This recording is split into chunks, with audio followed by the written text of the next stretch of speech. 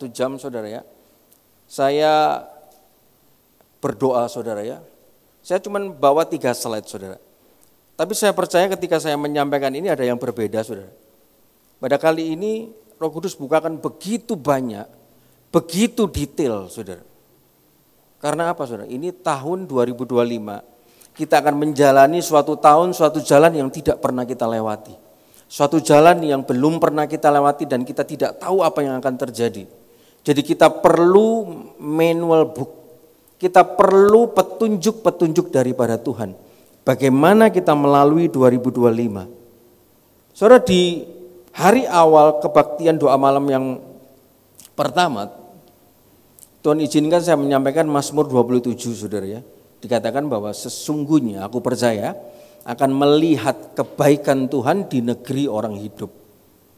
Saudara, akan ada kebaikan Tuhan yang saudara dan saya akan terima di tahun 2025 ini. Tetapi untuk menerima kebaikan itu saudara, ada persiapannya. Kebaikan itu bukan untuk semua orang. Dan bahkan Roh Kudus bukakan sore hari ini, kebaikan Tuhan itu bukan untuk orang yang hanya setia beribadah, tetapi titik-titik. Kebaikan itu bukan hanya untuk orang yang setia melayani. Loh kok aneh, nanti kita akan belajar saudara. Kita mau menerima kebaikan Tuhan, kita mau menerima mukjizat Tuhan, kita perlu yang namanya preparation, kita perlu yang namanya persiapan. Orang mau memanen saudara, mau memanen hasil yang banyak, hasil yang limpah, dia harus ada persiapan, tanahnya dibajak dulu, dia beli benihnya, dia tanam dulu, dia kasih air, dia pupuki, dia tunggu, dia persiapkan semuanya. Ketika masa penuaian itu tiba, dia akan tuai, dia akan terima berlipat kali ganda. Preparation ini juga berbicara mengenai tinggal landas saudara. Saudara, ketika saya akan berangkat ke Jakarta untuk bekerja, baik ke Jakarta, baik ke Bandung, sebelum saya berangkat, saya harus bersiap-siap. Saya siapkan koper saya masukkan barang-barang yang perlu saja, supaya tidak terlalu berat, karena nanti saya akan menghadapi bagasi minimal 20 kilo. Saya persiapan, saya bawa barang-barang yang penting, pakaian, celana secukupnya, utama laptop saudara, karena saya akan bekerja. Saya persiapkan, setelah siap, setelah saya masukkan koper, baru saya siap bawa itu koper, baru saya bisa tinggal landas. Saya terbang, saya sampai ke tujuan. Saudara, bagi saudara 2025 yang mau melihat kebaikan Tuhan, mau tidak mau, hari ini kita akan belajar persiapan apa yang Tuhan mau saudara dan saya siapkan untuk melihat kebaikan Tuhan. Kita akan mulai dalam Yesaya 40. Yesaya 40 ayatnya yang ketiga. Yesaya 40 ayat yang ketiga. Saya akan tunggu sampai semua bisa membuka kebenaran firman Tuhan. Yesaya pasal yang ke-40 ayatnya yang ketiga saudara. Saya akan bacakan buat Bapak Ibu Saudara. Yesaya 40 ayatnya yang ketiga. Kita akan mulai dari ayat ini. Firman Tuhan mengatakan apa? Kita baca ayat 3 dulu saudara ya. Ada suara yang berseru-seru, persiapkanlah di padang gurun jalan untuk Tuhan. Luruskanlah di padang belantara jalan raya bagi Allah kita. Saudara, ada perkataan persiapkanlah di padang gurun jalan untuk Tuhan. Saudara, kita harus mempersiapkan untuk menerima kebaikan Tuhan di mana saudara?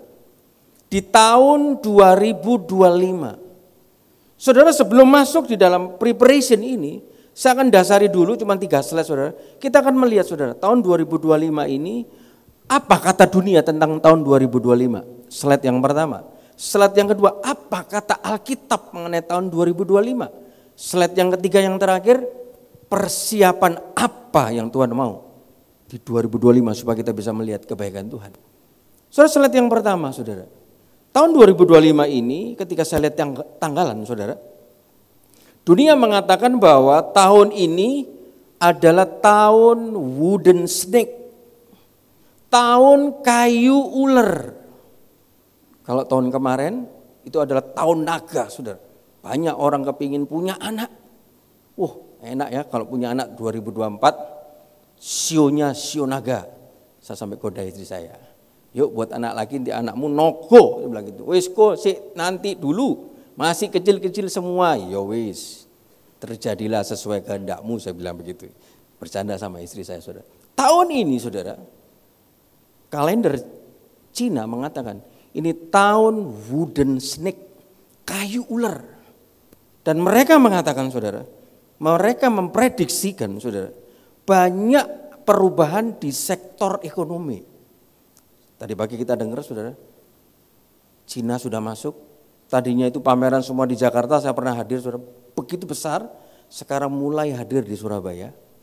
Bayangkan, saudara, kalau kaos kaki, saudara, kaos kaki saya beli itu harga 10.000, 20.000. Tapi ketika saya lihat pameran di Cina itu harganya cuma 1.000, cuma 500 perak, saudara.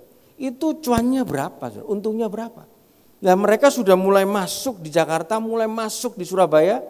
Nah, tahun ini mengatakan akan ada perubahan besar di sektor ekonomi. Dan elemen kayu mengatakan melambangkan inovasi yang memberikan dorongan besar di sektor kreatif dan teknologi yang berhubungan dengan ramah lingkungan. Perusahaan-perusahaan yang bekerja di bidang ini diperkirakan akan meraih sukses. Itu kata dunia. Jadi kalau mau sukses tahun 2025, kamu harus bergerak di bidang ramah lingkungan. Bergerak di bidang hal-hal yang inovatif, yang bekerja di bidang IT. Itu ramalan mereka. Dan berbicara mengenai tadi kayu, ular, saudara. Dia bilang ular itu binatang yang pintar. Ular itu binatang yang intuitif, tegas, dan agak sedikit misterius, saudara. Dan karena kemisteriusan ini, saudara, dia dikenal punya kemampuan menganalisa dalam situasi yang kompleks. Dan dikatakan diperkirakan tahun 2025 ini akan ada banyak tantangan, banyak halangan, banyak rintangan yang harus dilalui. Ditambah embel-embel sedikit, apalagi yang berurusan dengan aroma percintaan. Tadi pagi kita dengar hanya gara-gara cinta orang bisa bunuh diri. Saudara, ketika saya lihat, saya bukan mau melihat ramalan, saudara. Tapi ketika saya melihat tulisan itu, saya tiba-tiba ingat firman Tuhan, saudara. Matius 26 ayat 41. Berjaga-jagalah dan berdoalah supaya kamu jangan jatuh dalam pencobaan. Kenapa kok harus kita berjaga-jaga? Saudara, simpel saja. Semua saudara pernah ketemu ular, enggak? Kalau tiba-tiba di depan saudara ada ular, apa yang saudara lakukan? Saudara tidak pernah pegang ular. Tidak usah ular, saudara ya. Lihat tikus saja ada orang lari. Lihat kecoa saja ada orang lari sampai naik kursi. Lihat cicak saja lari, saudara. Apalagi ular. Dunia mengatakan kita menghadapi masuk tahun ular.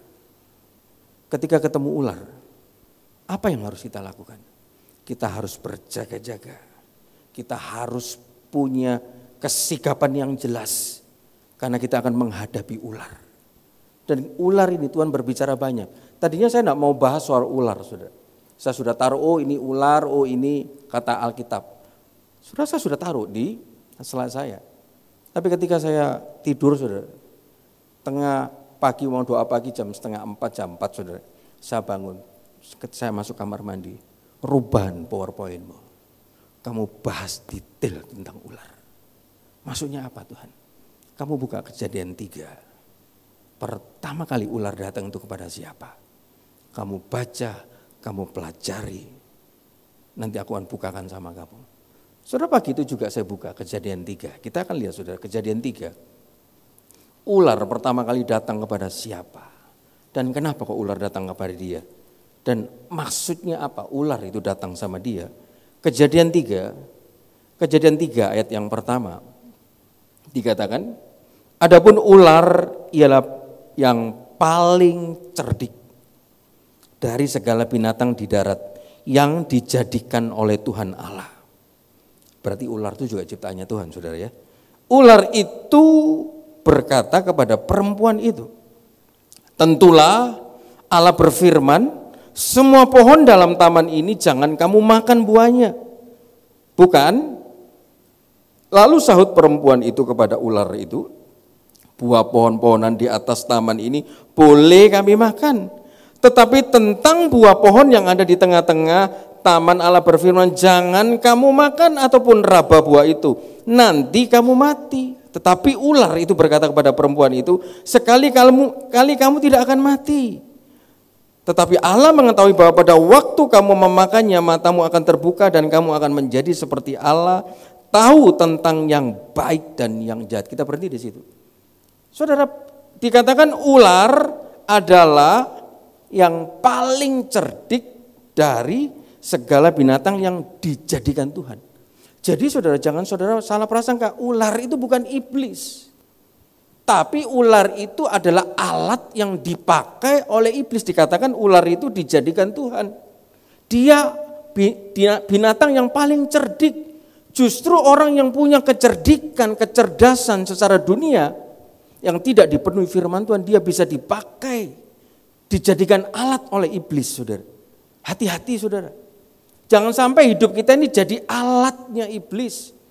Jadi batu sandungan buat orang. Orang lihat kita, orang itu bepo.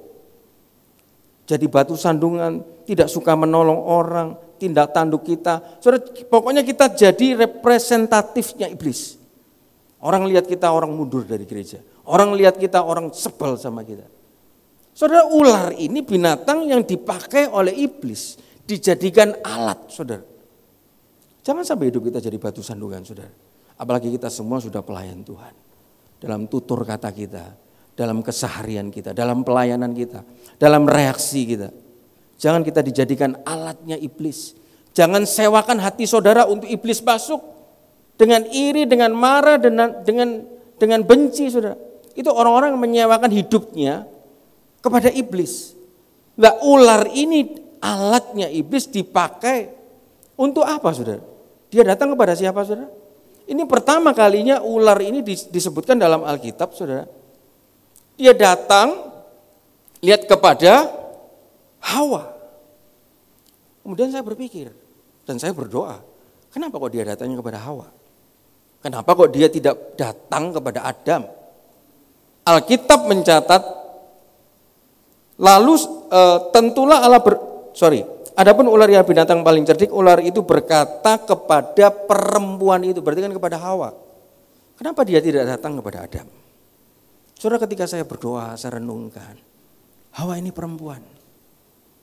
Perempuan itu terkenal dengan kelemah lembutannya. Perempuan itu terkenal dengan cara berpikirnya secara emosional. Perempuan itu terkenal dengan dia berpikir bukan pakai logika tapi pemakai perasaannya. Saudara, hari ini anak-anak Tuhan kalau tidak mau didatangi sama ular, rohani kita tidak boleh lemah.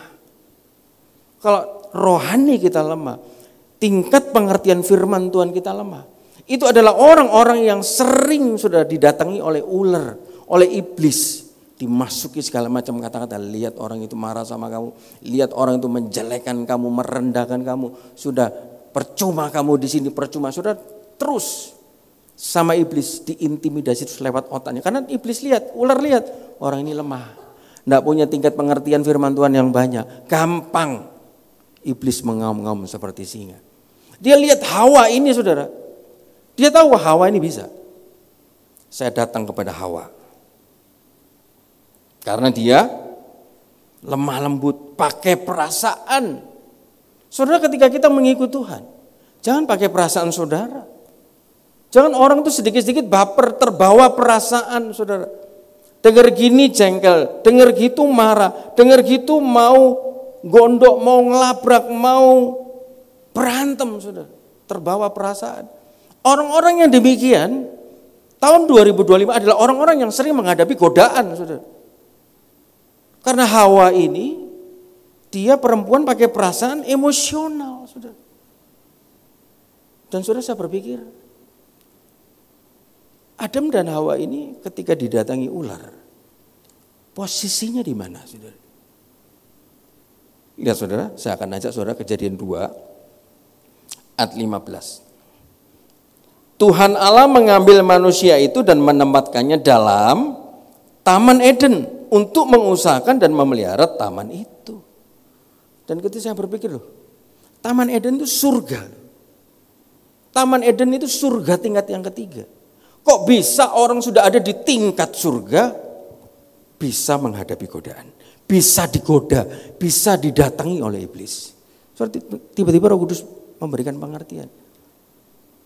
Setinggi-tingginya kamu melayani, kamu setiap hari pelayanan, tapi lihat Adam dan Hawa pun di Eden tidak luput dari berbagai macam godaan, halangan, rintangan. Sesetia-setianya kamu pun di gereja, Adam dan Hawa pun masih di surga didatangi ular di gereja, digoda, apalagi orang yang tidak pernah ke gereja. Mereka sedang ada di surga, sedang sama Tuhan disuruh melayani, melakukan pekerjaan Tuhan, mengusahakan taman itu. Lagi bekerja untuk Tuhan saja digoda. Apalagi orang yang tidak bekerja buat Tuhan. Apalagi orang yang sedang tidak mau melayani buat Tuhan.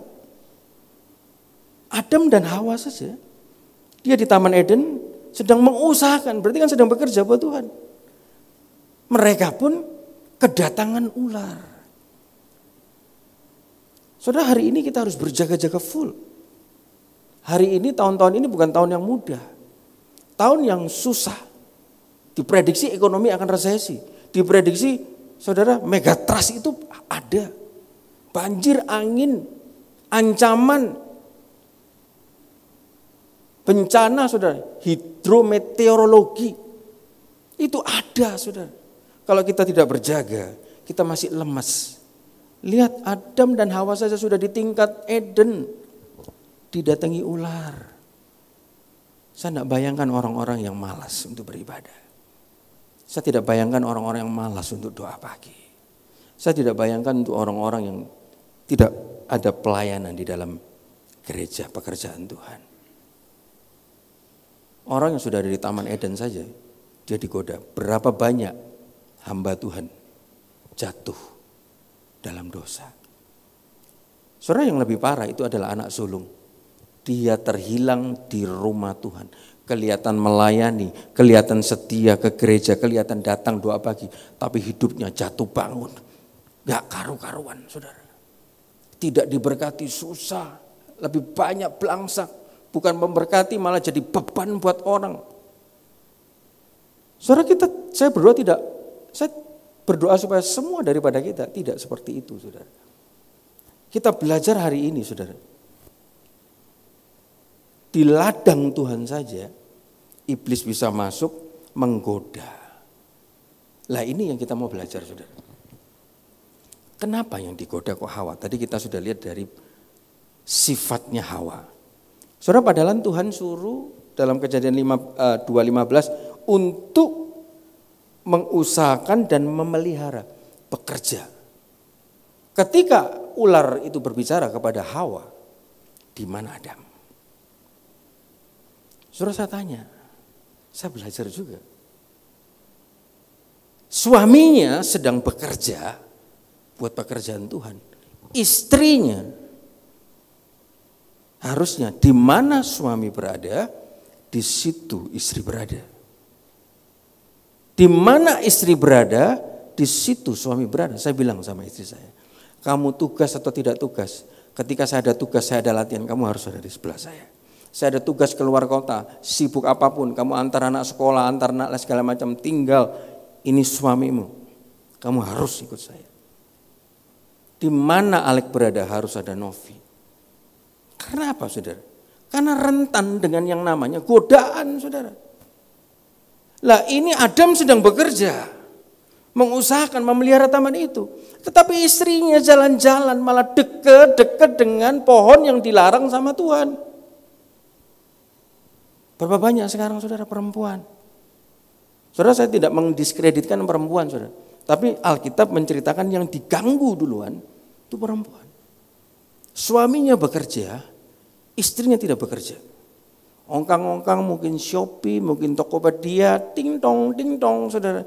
Mungkin sedang melihat, wah ya TikTok, hidungnya pancung ya, Rhinoplas, aku gak kepingin ya, waduh. Lihat ya dia ke Jepang, dia ke sini, wih barang ini mewah ya. Suaminya sedang bekerja, istrinya deket-deket dengan pohon yang dilarang sama Tuhan. Kenapa saya bisa tahu itu dekat? Karena ular datang dan lihat. Berarti kan dilihat dekat, jarak pandang manusia berapa sih saudara? Itu semua pohon kan lihat mulai diputar balikan sama setan saudara.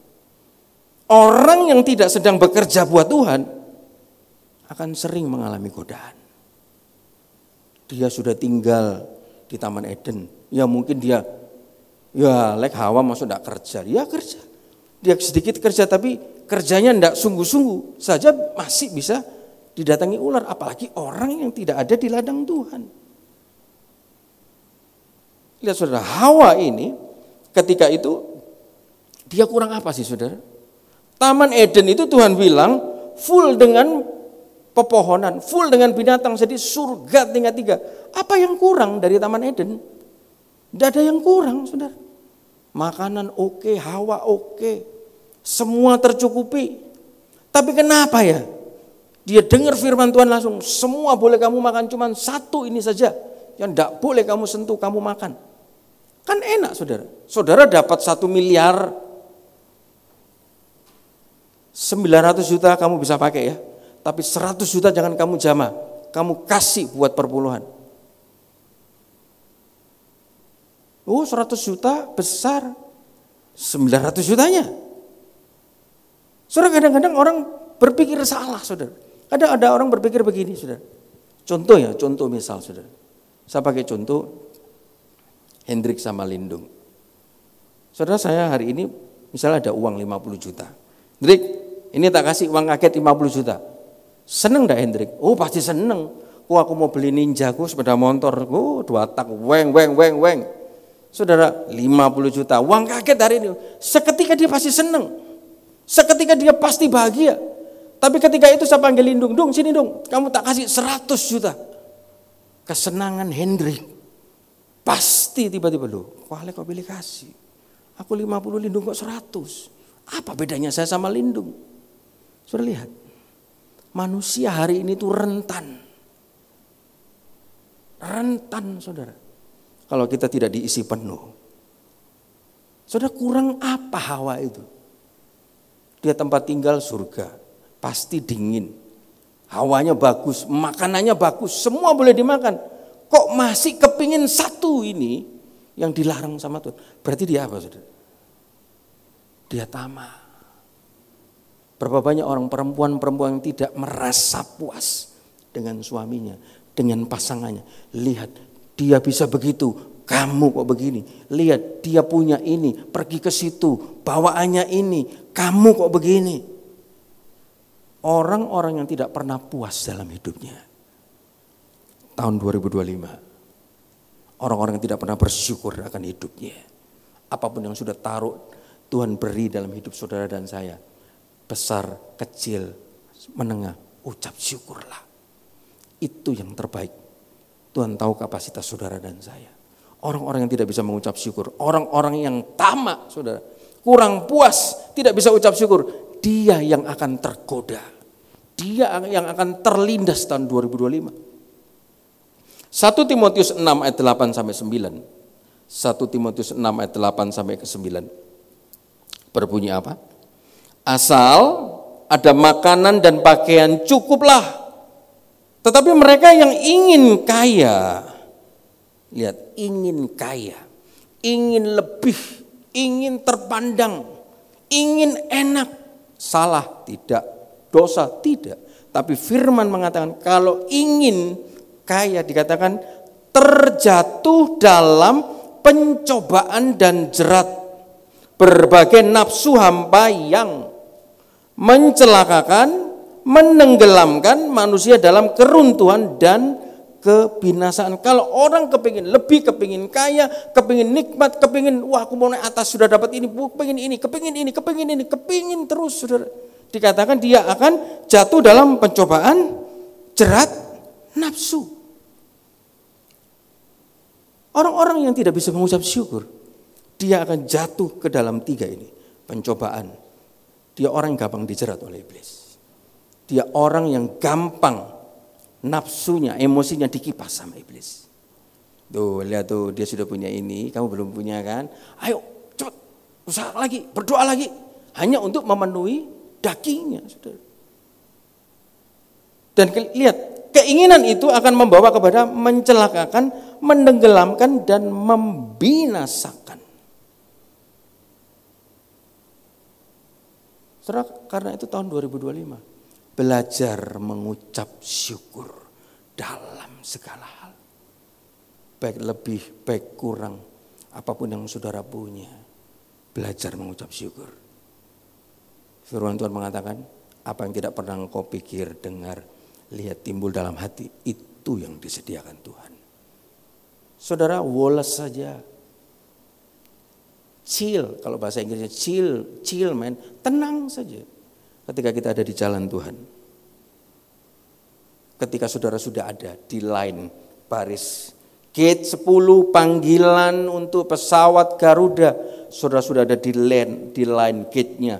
Di gate berapa, seat berapa, nomor kursi saudara, gerbang saudara jelas, saudara cukup tenang dan tunggu panggilan, tunggu saatnya. Pada saatnya saudara akan dipanggil, saudara akan masuk dan saudara akan take off.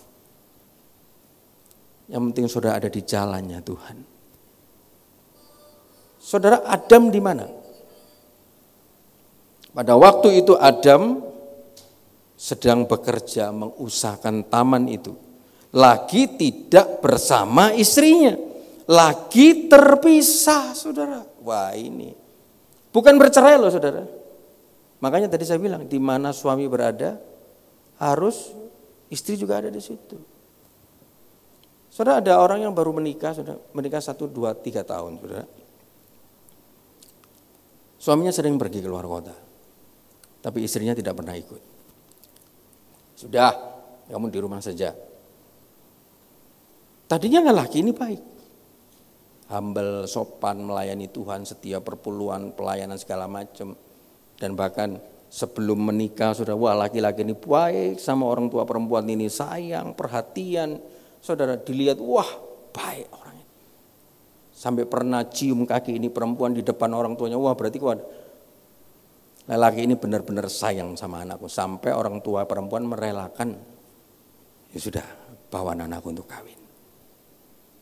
Ketika kawin diberkati Tuhan, punya perusahaan 1, perusahaan 2, pabrik 1, pabrik 2, dibawa Tuhan tinggi naik. Diizinkan kenal dengan saya. Diizinkan berhubungan pekerjaan dengan saya. Saya yang ngurusi pajaknya.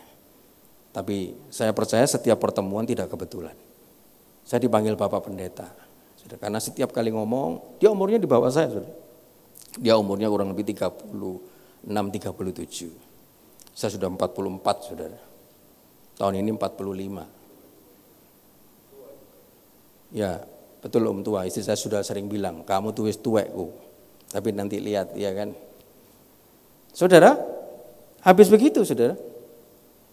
Dia kerja, dibawa Tuhan naik. Mulailah kenal teman-teman yang minum. Mulai kenal teman-teman yang suka karaoke, saudara. Suka pilih-pilih LC, suka pilih-pilih perempuan-perempuan, minum mabuk, ada perempuan bawa ke hotel, minum mabuk, bawa perempuan ke hotel. Terus dilakukan tanpa sepengetahuan istrinya. Habis itu mulai berubahlah lelaki yang tadinya ini baik, cinta Tuhan, rendah hati, sopan, saudara. Tiba-tiba berubah. Istrinya dipukul, digibang, beng. Di tahun baru saya dikirimi foto, saudara. Perempuan babak belur berdarah semua, 10 jahitan dia bilang. Digibeng sama suaminya. Dir, suaminya ikut tinju, saudara. Saya harus bagaimana, saudara? Saya cuma tahu firman Tuhan, Tuhan, kalau kamu masih pakai saya untuk mulut saya untuk bisa menjadi berkat, saya ngomong, ya memang yang kamu alami berat. Dimanapun orang tua perempuan sudah membesarkan dia, nyekolahin dia, biayai dia 26 tahun, 30 tahun, tiba-tiba diajak kawin baru 3 tahun, digibengi, siapa yang tidak marah? Saya tahu perasaan orang tuamu. Semua keluarganya ngomong cerai. Video rekamannya ada, fotonya ada, visumnya ada. Lapor polisi, buat dia bangkrut, segera bercerai. Ikut papa pulang ke luar pulau. Sudah kamu kembali ke luar pulau. aku harus bagaimana? Saya cuma tahu firman Tuhan, apa yang dipersatukan Allah tidak bisa dipisahkan sama manusia. Itu sudah suamimu, baik jelek, itu suamimu, itu pilihanmu. Kalau kamu lapor sama dia, mungkin kamu lega, dia hancur, pasti hancur. Tapi anak-anakmu punya 2 anak. Coba pikir, tapi dia nanti bisa pukul saya lagi, kamu pakai iman. Terus gimana? Jadi lapor polisi enggak? Kalau saya sih bilang jangan. Tapi kalau kamu mau lapor hanya untuk menunjukkan ini loh, aku bisa lapor, ada bukti. Tapi aku tidak lakukan. Karena aku masih mau meneruskan ini rumah tangga. Itu kamu bagus. Saudara, singkat cerita, dia dengar nasihat saya. Bayangkan, sudah 10 jahitan. Istri saya pun saudara ngomong, gue lah gak ngini, gue gak kesuwen, gue tak tinggal sama saya. Waduh, no. Dia itu enggak melayani loh, kamu pelayan Tuhan. Lah iya, kok siapa sih mau digibengi kayak gini? Kamu punya anak perempuan, mau lah digibengi? Anak orang ya enggak mau. No. Itu saya lulus kayak gini kok. Tak tinggal sama saya, wis gak kawin-kawinan, wis gak Tuhan-Tuhanan. Waduh. Reaksi manusia daging seperti itu, Saudara. Reaksi. Saudara, saya tidak nyalakan dia. Kalau itu ada di posisi yang punya anak perempuan juga berat, Saudara. Dipukuli sampai berdarah. Tapi saya sebagai suami saya harus memberikan pengertian. Lelaki ini sama saya itu jauh. Dia tidak minum, dia tidak ngerokok. Sama saya itu jauh. Saya bisa lebih gila dari orang ini. Tapi untung isi dalam saya sudah diisi kebenaran firman. Orang kalau ada kebenaran firman mau melakukan apa, itu ada kontrolnya. Ketika dipukul, saudara, puji Tuhan saudara, kemarin aku mau ke pabrik, mau sama suamiku mau jalan-jalan, mau holiday, mau rekonsiliasi. Doakan saya ya, puji Tuhan. Saudara, di mana suami berada, harus istri berada. Di awal tahun saja saudara, saya sudah menghadapi godaan saudara. Tiba-tiba mantan saya yang sudah lama tidak menghubungi saya. Kok selamat tahun baru, Natal, semoga gini-gini ya, wajar toh. Saya jawab, oh iya kamu juga ya. Istri saya bilang, oh lapo mantanmu nyari kamu lagi. Ya enggak tahu, mungkin dia lihat suamimu tambah ganteng, kan kamu sering katain saya tua. Satu itu sudah, belum selesai ini ya sudahlah. Oh aku enggak balas, kok balas cuma sedikit, terus dia tanya lagi aku enggak balas. Ya sudah toh, cemburu tak? Oh enggak, aku cuma tanya toh. Belum selesai yang ini sudah. Ada orang Singapura sudah datang. Orang Singapura ini tadinya dia itu cari orang salah nomor, saudara, nomornya ke saya pakai ngomong bahasa Inggris. Ya saya balas, saya kira ini dia dikenalkan dengan teman saya punya teman yang dari Singapura sama Shanghai, saudara. Namanya Bianca, perempuan, saudara. Habis itu ya sudah, loh kamu kerja apa? Saya ditanya, oh saya kerja konsultan pajak sama konsultan accounting. Loh saya juga konsultan kontraktor, saya sedang bekerja di perusahaan ini. Ya saya cuma pikiran simpel, saya menjalin hubungan, nanti ya kita kopi darat ya, kita ketemu, mungkin ada pekerjaan-pekerjaan kita bisa bahas. Oh iya enggak apa-apa. Pikiran saya masih positif saudara. Tapi kok aneh perempuan ini. Dia mulai masuk ke ranah pribadi. Wih saya lihat loh kamu umur berapa? Aku umur 44. Ah mosok. Dari fotomu kamu enggak kelihatan 44. Bangga ini tak tunjukkan namanya gila. Aku bolak-balik buka kata tua-tua, lihat ada orang lain yang muji aku, saudara. Boleh enggak aku sharing foto-fotoku? Loh kan fotomu sudah ada di profile. Dia kirim fotonya, saudara. Cantik, saudara. Tak tunjukkan, Nov, lihat Nov, ini perempuan ini lihat. Loh, nyari suamimu, Nov. Saya cuma sering bercanda sama istri saya, saudara. Marah, saudara. Duh, maka nota jangan sering ngatain suamimu tua, ya kan. Nanti dipuji sama perempuan lain. Saya tidak bermaksud apa-apa, saudara. Tapi untung, saudara, handphone saya tidak ada kuncinya. Dia bisa lihat, kamu bisa lihat toh suamimu balas apa. Ya sudah, tidak usah mau balas lagi. Ya aku tidak balas lagi karena sudah mulai lagi ngapain. Jangan lupa makan malam ya. Wah jangan lupa makan pagi ya. Wah ini kok begini, saudara ya. Ayo kapan kita waktu ketemu, saya makin ketemu lebih dalam sama kamu. Nah, itu baru saya stop, saudara. So di mana suami berada harus istri berada. Makanya saya bilang, Nov, Kamu dari pagi sudah sampai sore sudah kerja ngurusi anak, ngantar sekolah, mandiin, ngajari. Malam waktunya kamu sama saya pun kamu pakai untuk ngepel segala macam. Gak ada waktu untuk kita berdua. Nanti lama-lama dua jadi satu. Tiba-tiba terhalang oleh anak, pekerjaan rumah tangga. Saya sudah capek bekerja, masuk kamar, kepinginnya dengan istri ngobrol, guyonan sebentar, habis itu tidur, tapi istri masih kerja terus saudara, ngepel, bersihin segala macam, aku sudah tidur, dia baru naik. Saudara, saya rekonsiliasi dengan dia. Nanti kalau anakmu sudah besar, Nov, mungkin kamu tidak kenal saya tidak kenal kamu. Karena apa yang di pikiran saya tidak pernah sharing sama kamu.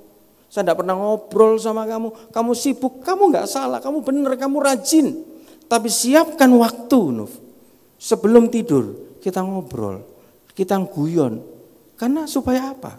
Anak-anak nanti sudah tua, saudara. Sudah tua, dia akan ninggalin kamu sama saya. Yang ada cuma you and me. Lah kalau kebiasaan enggak kumpul, satunya ke kiri, satunya ke kanan, ketika anak-anak sudah enggak ada, ketemu, siapa kamu ya? Gak kenal aku. Saudara, di mana Adam ada, harusnya di situ Hawa ada, saudara. Harus senantiasa terhubung. Seperti lagu tadi, ku terhubung denganmu. Saudara, orang yang terhubung erat dengan Tuhan, di mana engkau berada, harus ada Tuhan. Jangan kelihatan Tuhanmu ketika engkau sedang pelayanan.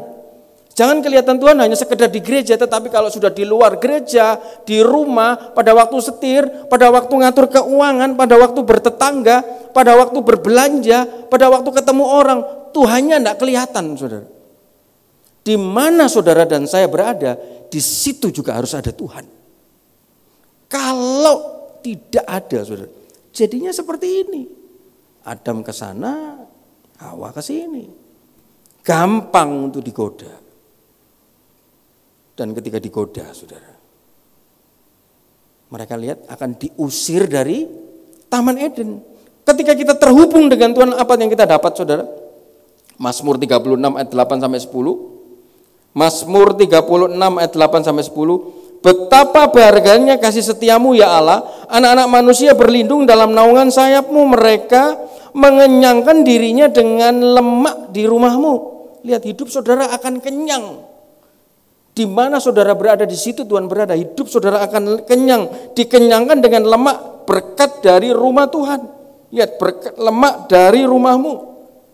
Penting sekali kita beribadah di rumah Tuhan. Karena dari situ kita dapat lemak ini, saudara. Lemak di rumahmu. Emunya huruf besar. Berapa banyak orang sekarang gereja saja, tidak perlu ke gereja, di rumah saja, online saja. Kalau saudara masuk surga secara online, mau saudara? Berkatmu secara online, mau? Saudara lihat, mereka dikenyangkan dari rumah Tuhan. Dikenyangkan dengan lemak di rumah Tuhan. Asal muasal berkat kesembuhan mukjizat rumah Tuhan. Ibadah itu penting di rumah Tuhan.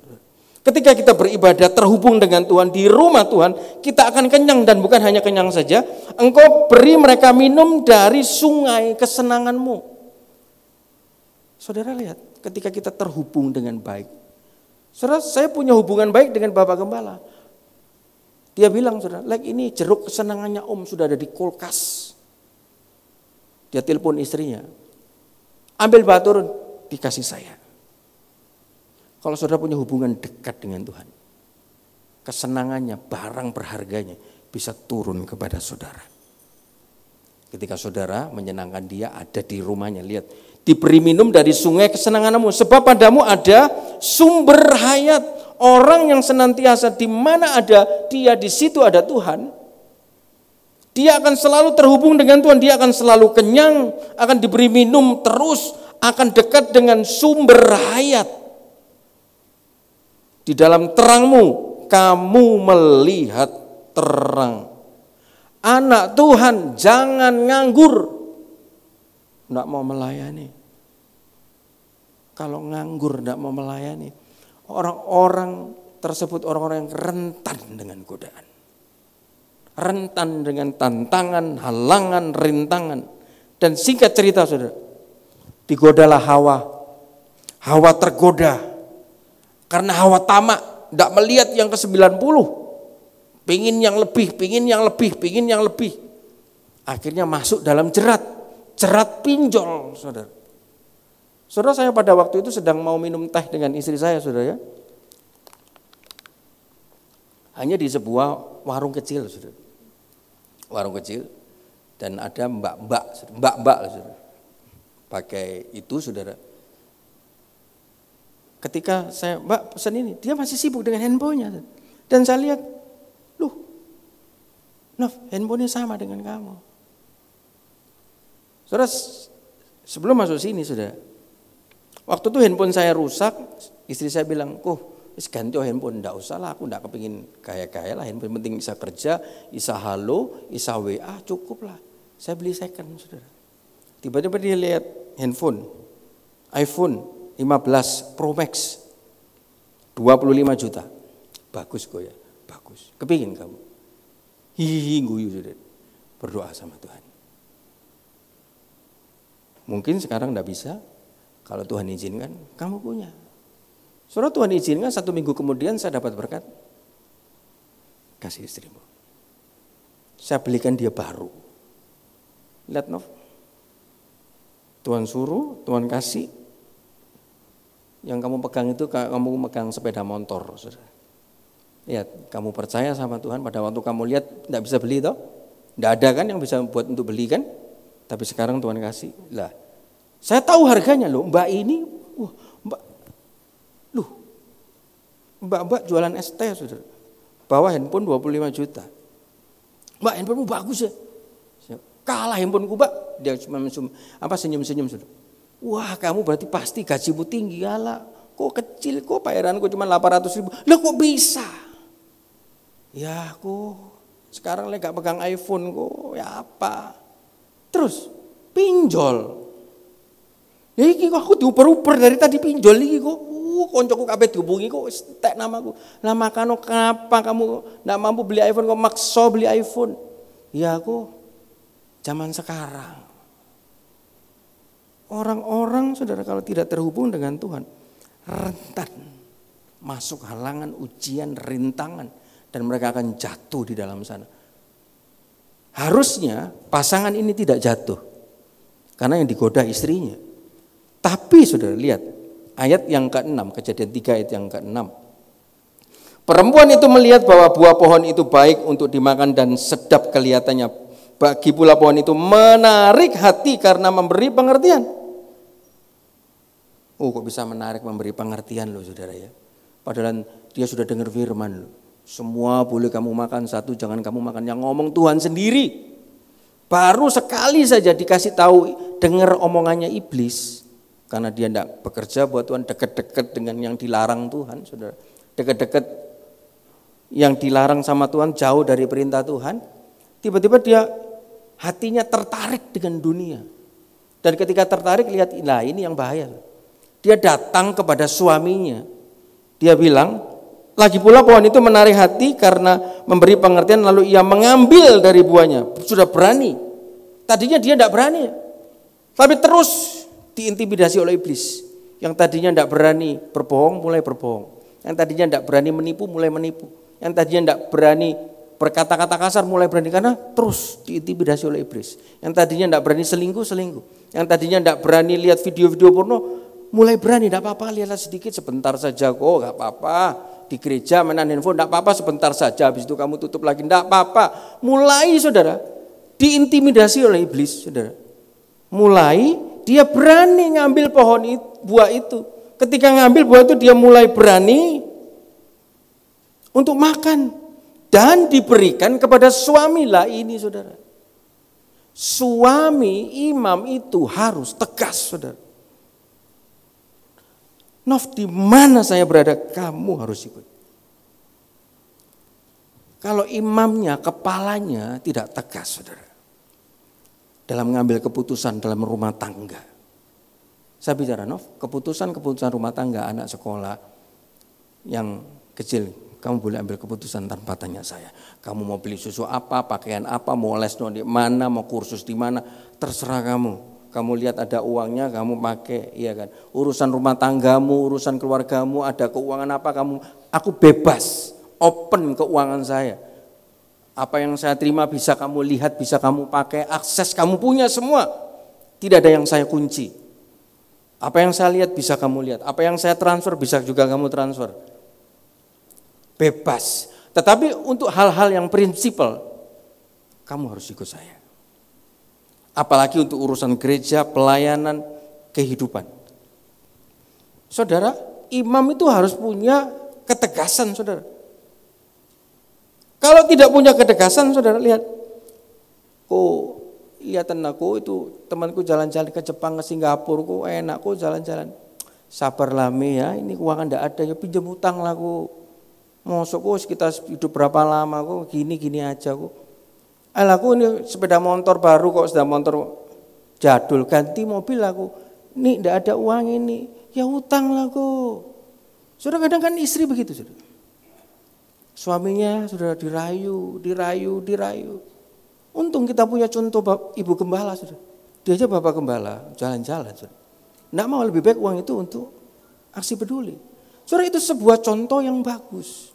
Berapa banyak perempuan-perempuan hari ini kepingin, saudara, show off, kepingin enak, kepingin nikmat. Suaminya bekerja ngelayani, dia enak-enak, saudara, enggak peduli urusan lain. Penting aku seneng, ini gaya hidupku, ini mauku. Saudara, imam harus tegas.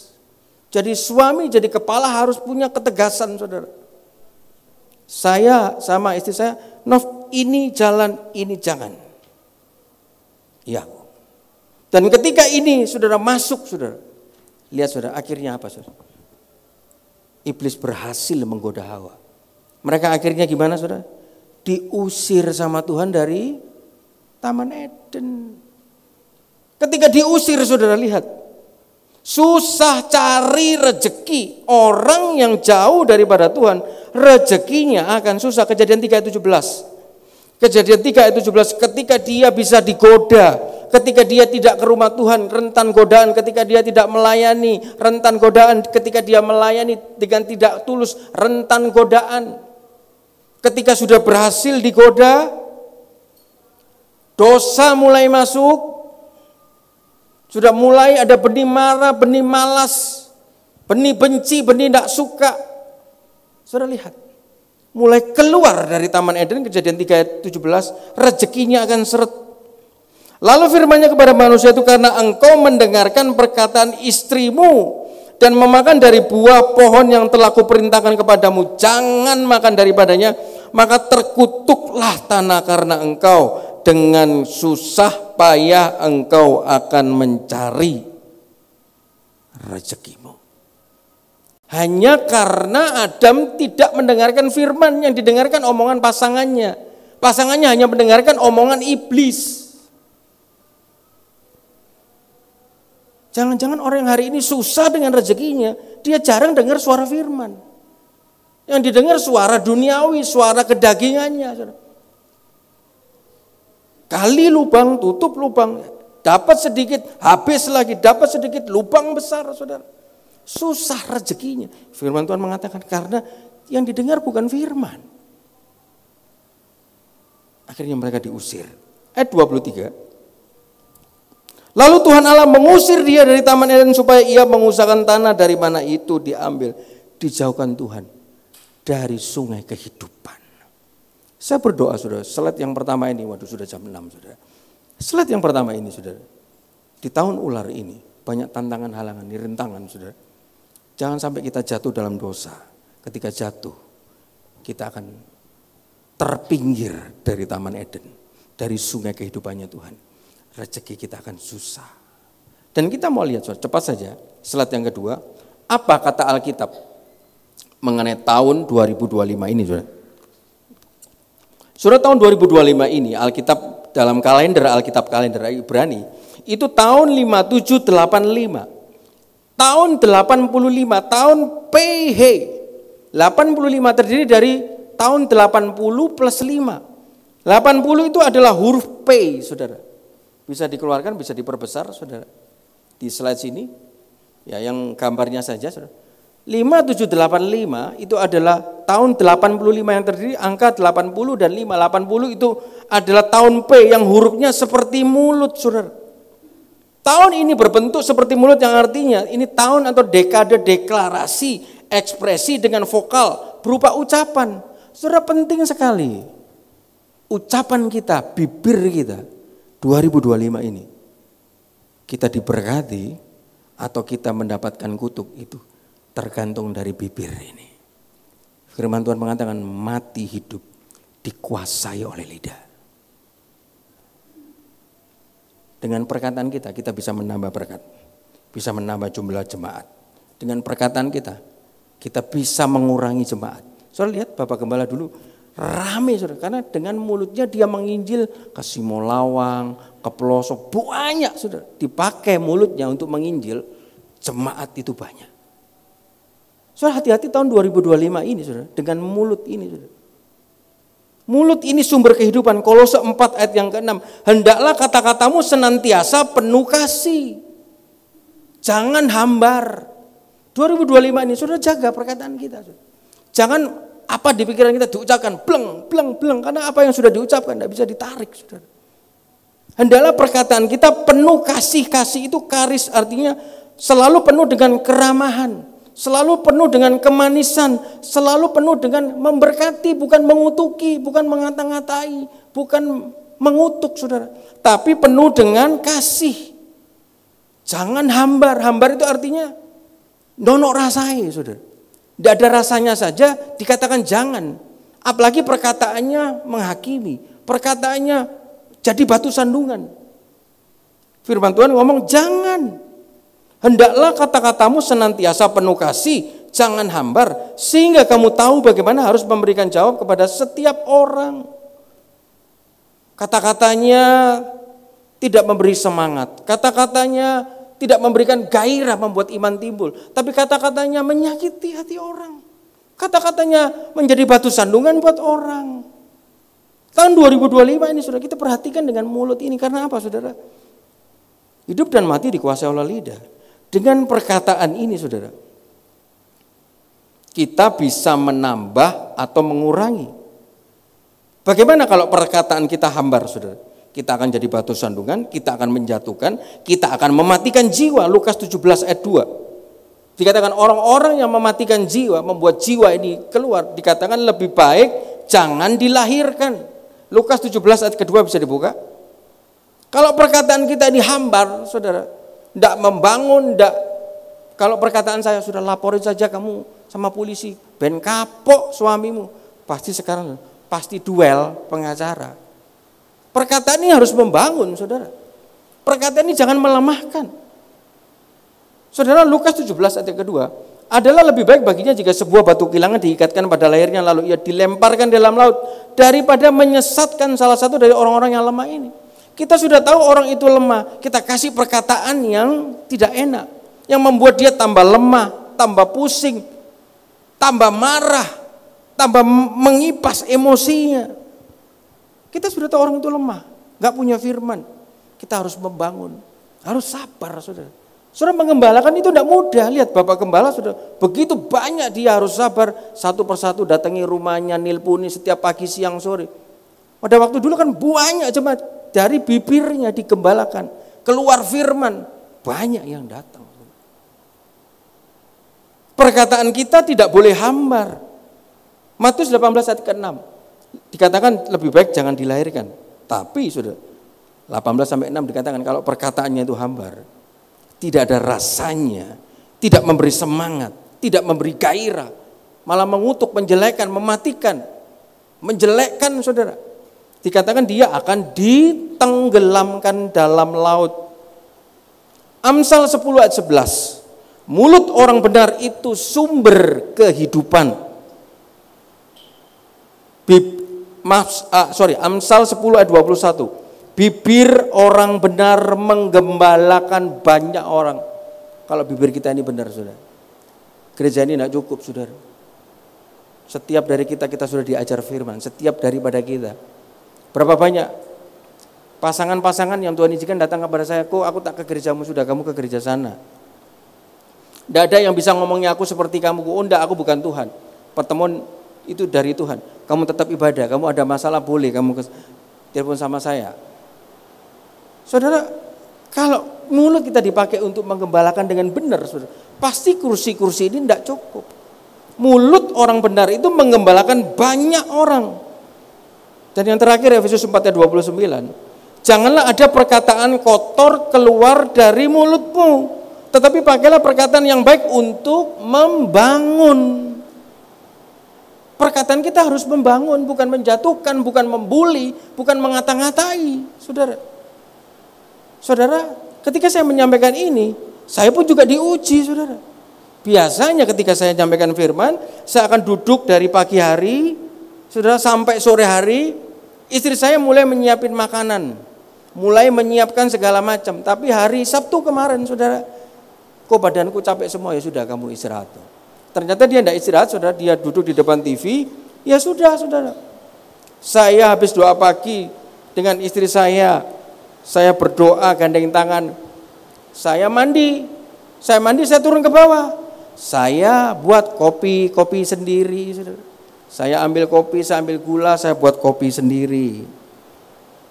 Iblis mulai masuk, sakno yo nasibmu yo gak, istriku lagi kayak no awa, buat kopi sendiri. Habis begitu saudara, saya buat Indomie sendiri, saudara. Buka Indomie jebret, karena pagi saya mau menyampaikan firman, saya tidak boleh ngantuk, saya harus kenyang supaya fisik saya kuat, saya bisa siapkan yang terbaik. Karena saya percaya, saudara, kalau saya beri yang terbaik, Tuhan juga akan beri yang terbaik buat saya. Saya buat Indomie, saudara, supaya saya tidak lapar, saudara. Minum kopi, buat Indomie, saya buat Indomie. Habis itu saya naik ke atas, saudara, mau ganti baju. Loh, ngapain kau buat Indomie? Loh, aku gak dibuatin. Saudara, itu sudah mau keluar kata-kata, saudara, mau tak tusuk sama saya, saudara. Kamu itu istri wis gak tahu masak, no. Suami sekali masak minta dibuatkan pisan, sudah mau keluar, saudara. Oh iya, aku mau menyampaikan, perkataanmu harus membangun. Saya cuma diem senyum. Kok enak? Saya bilang begitu sama dia, sambil tersenyum, saudara. Tapi turun, saya buatkan dia Indomie. Tak tambahi, dia kalau buatin Indomie saya, saudara, tidak pernah dikasih telur, tidak pernah dikasih ikan. Tapi kalau saya buatin Indomie dia, tak kasih telur, saudara, tak kasih ayam, suwir, saudara, saya suwir pakai tangan saya.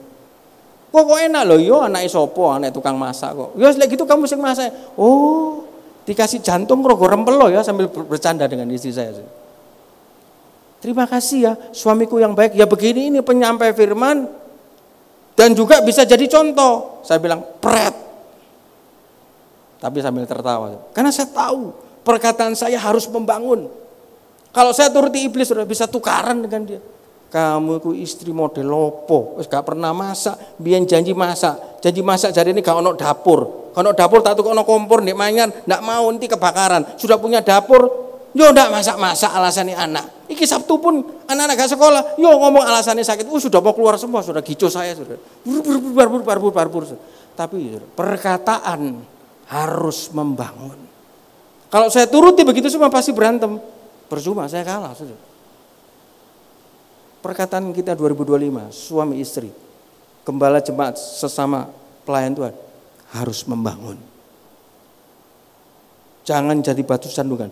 Dan huruf yang kelima artinya, huruf 5, saudara, lihat saudara, tadi P85 itu hurufnya itu huruf He yang artinya saudara dalam piktograf bahasa Ibrani saudara, itu seperti orang yang dua mengangkat tangan gini. Kan ada 5785, ada 2 angka 5, ada double grace, ada double kelimpahan di tahun 2025. Tapi buat siapa? Buat orang-orang yang mau mempersiapkan dirinya. Ini nanti masuk terakhir, saudara. 5 kali 5, 25. Ada double grace. 5 ini berarti mengenai nafas, pewahyuan, dan terang Elohim. Saudara, dalam Mazmur 28 ayat 2, dengarkanlah suara permohonanku apabila aku berteriak kepadamu minta tolong dan mengangkat tanganku ke arah tempatmu yang maha kudus.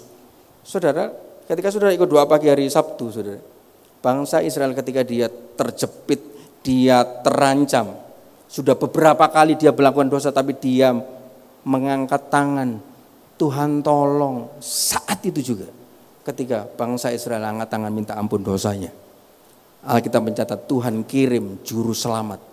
Hari ini apapun masalahmu, berdoa, angkat tanganmu. Ingat Musa ketika berperang, dia angkat tangan, bangsa Israel tambah kuat. Tetapi ketika dia loyo, dia minta Harun dan Hur menopang supaya tetap terangkat tangan. Tahun 2025 senantiasa angkat tangan sama Tuhan. Tuhan, aku gak mampu. Biar semua terjadi sesuai dengan kehendak-Mu. Apapun itu, soal pasangan, soal ekonomi, soal pelayanan, senantiasa angkat tangan sama Tuhan. Jangan mengandalkan kekuatanmu sendiri, tapi andalkan Tuhan. Mazmur 33 ayat 6. Oleh firman Tuhan langit telah dijadikan, oleh nafas dari mulutnya segala tentaranya. Tadi dikatakan huruf 5 itu berbicara mengenai nafas pewahyuan. Lah hidup kita ini berasal dari nafasnya Tuhan, saudara. Mazmur 33 ayat 6 dikatakan nafas dari mulutnya segala tentaranya. Tahun 2025 kita yang terbentuk dari nafas Tuhan harus jadi tentaranya Tuhan.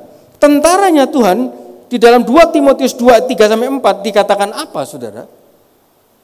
2 Timotius 2, 3-4, ikutlah menderita sebagai seorang prajurit yang baik dari Kristus Yesus. Seorang prajurit yang sedang berjuang tidak memusingkan dirinya dengan soal-soal penghidupannya, supaya dengan demikian ia berkenan kepada komandannya. Tanya Bapak Sirat soal tentara. Dia tinggalkan keluarganya, istri anaknya. Perintah komandannya apa? Jalan. Tidak bisa ditawar. Berapa banyak pelayan Tuhan yang sekarang ini yang dipikir soal penghidupannya saja. Wah, nanti kalau begini aku tidak bisa makan, kalau begitu tidak bisa beli ini, kalau begitu tidak bisa bayar uang sekolah. Padahal soal penghidupan ini Tuhan sudah janji. Sandang, pangan, papan Tuhan akan cukupkan. Di tahun 2025 kita yang terdiri dari nafas Allah, kita harus jadi Kristen tentara yang tidak berpikir soal penghidupan kita saja. Kita pikir mengenai urusannya Tuhan. Slide yang terakhir, saudara. Yesaya 40 ayat ketiga, baru kita masuk dari yang tadi. Ada suara berseru, persiapkanlah di padang gurun jalan untuk Tuhan. Saudara, ada suara yang dikatakan suara yang bukan cuma sekali berseru. Ada suara yang berseru-seru. Saudara, tahun 2025, jangan berhenti berseru kepada Tuhan.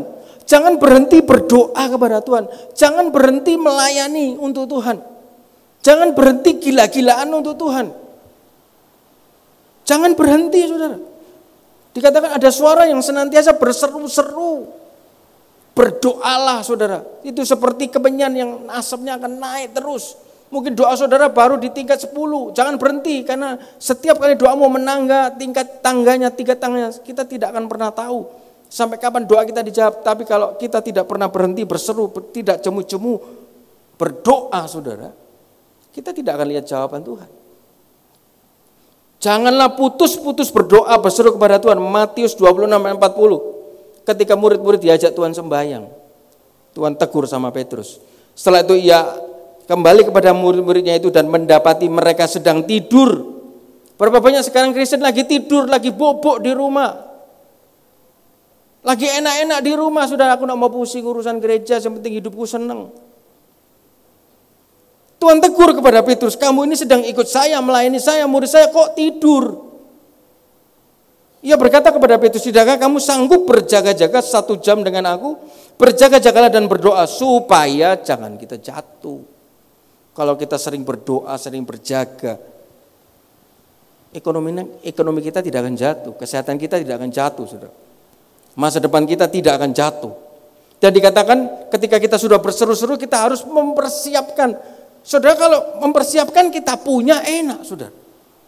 Apa yang harus disiapkan? Mau ngasih makan 500 orang, kalau sudah punya uang 500 miliar, 500 juta, 50 juta, enak, saudara. Tapi kalau tidak punya uang disuruh siap, karena persiapkanlah di kebun anggur, bukan persiapkanlah di padang gurun. Disuruh siap di saat kondisi susah, di saat kondisi sulit, di saat kondisi semua sedang tidak enak. Loh, kok disuruh siap? Disuruh menyediakan. Saudara, persiapkan ini artinya panau, menyediakan, memandang, dan berbalik. Tahun 2025 pandangan kita harus sama Tuhan. Tahun 2025 yang masih dosa, yang masih beku, yang masih terikat, harus balik sama Tuhan. Jangan tunggu makan makanan babi, jangan tunggu ada debt collector, jangan tunggu semua sampai hancur. Jangan tunggu cari Tuhan ketika sudah dipukul, ketika sudah jatuh, ketika sudah tidak bisa ngapa-ngapain. Bapak Gembala bilang, dulu kamu kenal orang ini sekarang susah, tidak ada yang mau deket. Dulu dia naik di atas, kaya, tapi tidak bisa diomongi. Tapi sekarang, nanti kamu undang ya, saya undang ya, kamu ke rumah saya makan. Mau buat apa? Sudah umur, sudah tua, sudah belangsak. Tapi untung saudara selama masih hidup, masih ada orang-orang seperti Bapak Gembala, mau merangkul. Mau tunggu sampai susah, sampai sakit, sampai bangkrut, baru balik sama Tuhan.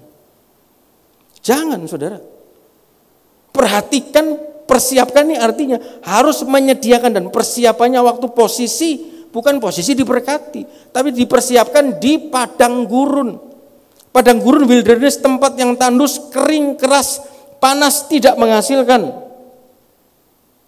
Tahun 2025 ada banyak jalan-jalan bahaya. Saudara, kita mau lihat belajar saudara, sedikit lagi. 2 Korintus 11 ayat 26 sampai 27. Saya akan tunjukkan jalan-jalan bahaya yang akan dialami anak-anak Tuhan di tahun 2025 ini. 2 Korintus 11 ayat 26 sampai 27 bisa dikeluarkan. Dalam perjalananku aku sering diancam bahaya, banjir. Saudara, sudah ditulis. Banjir nanti dia akan mengancam kita. Ada bahaya banjir dan bahaya penyamun. Kalau sudah banjir, saudara, kalau sudah kebakaran di Los Angeles, sudah ada makanan, saudara, bahan makanan, apa yang dipunya orang, pasti akan rampas-rampasan, saudara. Pasti akan tukaran. Yang penting saya, anak saya, istri saya. Bahaya penyamun, bahaya dari pihak orang Yahudi, dari pihak orang-orang yang bukan Yahudi, bahaya di kota, bahaya di padang gurun, bahaya di tengah laut, bahaya dari pihak saudara-saudara palsu. Terus 27. Lanjut, bahaya apa lagi? Aku banyak berjerih lelah dan bekerja berat, kerap kali aku tidak tidur. Aku lapar dan dahaga, kerap kali aku berpuasa kedinginan dan tanpa pakaian. Jalan-jalan padang gurun ini sudah dijelaskan sama Alkitab. Bukan untuk menakuti kita, kita harus bersiap. Di depan akan kita lihat seperti ini, saudara. Kita harus punya persiapan seperti janda Sarfat. Biarpun dia mau mati, tapi karena ini yang minta ini hamba Tuhan, kebutuhan untuk Tuhan, dia utamakan, saudara. Dia bilang, kalau tak kasih kamu, aku dan anakku mati loh, tinggal sedikit. Tapi dia mau menyiapkan, menyediakan untuk Tuhan, mengutamakan Tuhan. Kita lihat, buli-buli minyaknya tidak pernah habis. Lihat yang disiapkan janda Sarfat, lihat yang disiapkan Yairus. Dia hanya memandang Yesus. Orang-orang sudah bilang, anakmu mati, jangan repoti guru.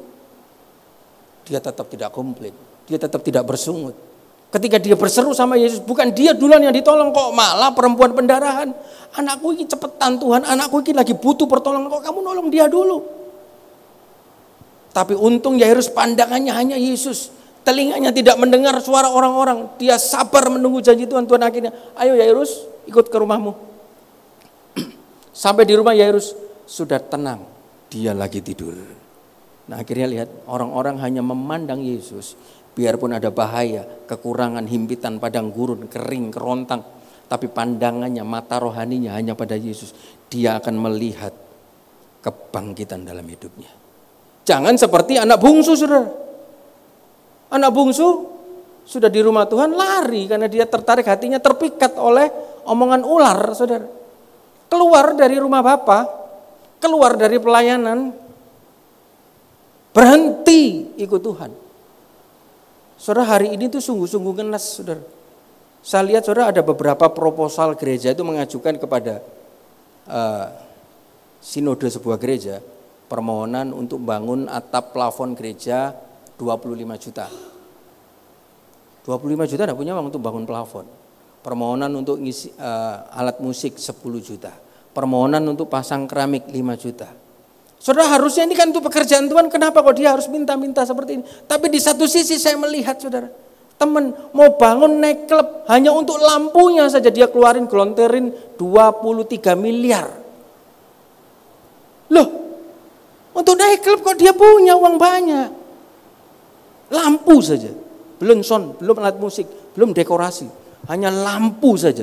Gila, 23 miliar, saudara. Ada uangnya, tapi untuk gereja. Kalau kita melihat begitu kan bingung, saudara. Tapi kalau pandangan kita sama Tuhan, kita tidak akan kecewa. Hari ini biarpun saudara kekurangan. Lu orang itu fasik, tidak pernah ke gereja kok enak. Saudara, pandangan saudara sama Tuhan. Jangan lihat yang kanan kiri. Pandang hanya kepada Tuhan. Persiapkan di padang gurun. Ketika di padang gurun, apa yang dilakukan saudara? Luruskanlah di padang belantara jalan raya bagi Allah. Saudara, segala yang bengkok 2025, entah tangan saudara yang sedang bengkok, bukan bengkok secara fisik saudara. Kadang kalau mangkal saudara, tulis status, nyindir saudara, julid. Jangan saudara. Pakai mulut, pakai tangan untuk membangun. Jangan menjelekan orang, jangan ngerasani orang. Pakai untuk membangun. Tahun 2025 ini saudara, kita harus meluruskan apa yang bengkok. Lihat Yesaya 40 ayat ketiga, saya teruskan ayat keempat sampai kelima, habis itu kita berakhir. Luruskanlah di padang belantara di jalan raya bagi Allah kita, setiap lembah harus ditutup.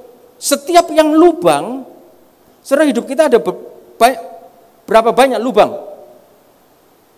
Yang tahu saudara dan Tuhan. Saudara tutup, jangan diulangi lagi.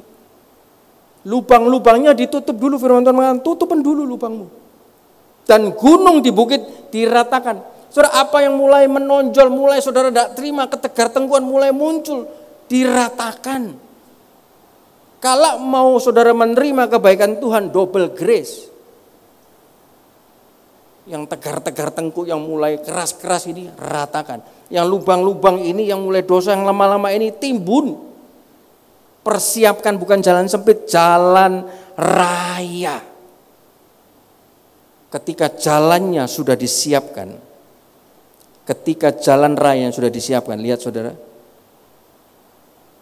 tanah berbukit-bukit harus jadi tanah yang rata dan tanah yang berlekuk-lekuk jadi dataran, maka kemuliaan Tuhan akan dinyatakan. Ketika semua sudah ditimbun, semua sudah rata, saudara sudah persiapkan semuanya, baru Tuhan itu turun. Saudara ingat 5.000 orang tidak punya makanan, saudara. Pada saat dia tidak punya makan, dia siapkan hatinya, dia duduk ke bawah, dia tunggu Tuhan. Tuhan mengangkat tangan, baru saatnya tiba, dia terima itu mukjizat. Dia terima itu double grace, double kebaikan. Ketika semuanya sudah siap, hidup dan karakter yang berlekuk, bergelombang harus diratakan. Sifat karakter yang bergelombang tidak sesuai firman harus diratakan. Maka nasib kita 2025 akan cemerlang.